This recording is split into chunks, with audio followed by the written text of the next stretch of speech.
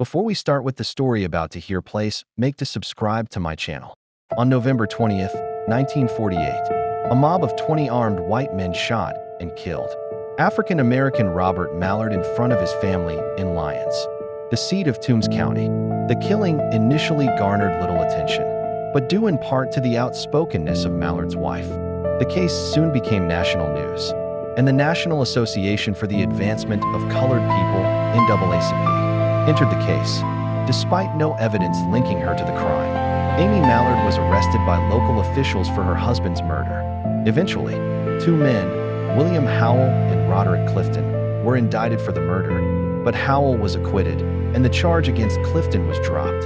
After the acquittal, Amy Mallard toured the country on behalf of the NAACP, exposing the terror of mob violence in Georgia. The Mallard case revealed much about the practices of local and federal law enforcement institutions, civil rights.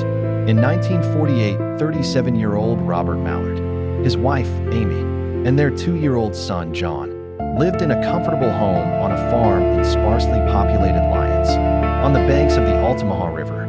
The Mallards, who were black, inherited the property from Amy's stepfather, a white landowner. Amy James Mallard, who had a college degree, taught at an elementary school in town and was well respected in the community.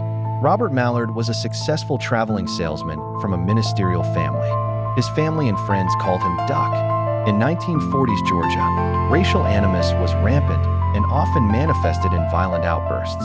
On July 25, 1946, the last mass lynching in the United States took place on the Moores Ford Bridge, at the border of Walton and Oconee counties. Two black couples were beaten and shot multiple times.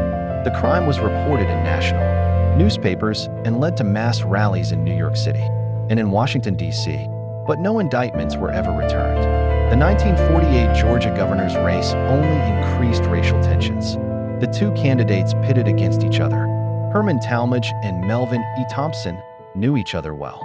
A couple of years earlier, Thompson had been lieutenant governor under Governor Eugene Talmadge, Herman's father, when Eugene Talmadge died on December 21, 1946.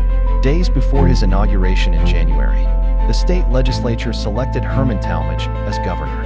Thompson challenged the legislature's selection, and on March 19, 1947, the Supreme Court of Georgia held that the legislature had no jurisdiction to elect Herman Talmadge as governor. The unusual situation became known as the Three Governors Controversy.